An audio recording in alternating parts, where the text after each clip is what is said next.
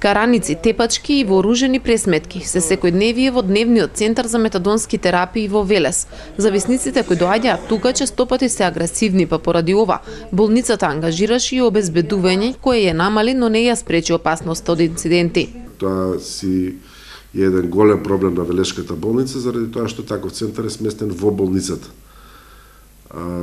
Се надевам дека наскоро ќе се изврши дислокација на центарот, заради тоа што не само што ни смета на нас како персонал, на пациентите, на посетата, на сите граѓани што доаѓаат во болницата. Опасно и за учениците од основното училиште Блаже Конески, ако се наоѓа веднаш до центарот, велат од болницата.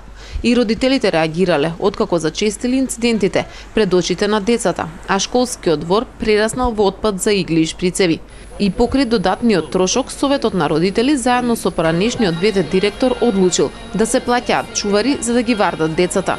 Ситуацијата е многу сменета, значи во текот на денот повеќе не можат да дојдат во училиштето и во неговото обкружување. Меѓутоа се уште во текот на ноќта пронаоѓаме позади училишната сала, има места каде што може да се скријат и таму пронаоѓаме шприцови и друга опрема што ја користат. Поради ова раководството на болницата сега ја оживува старата идеја центарот да работи во зградата каде е сместено пасошкото одделение на СВР Велес, а чиј сопственик е општина Велес. Сепак засега нема никаква реакција од локалните власти.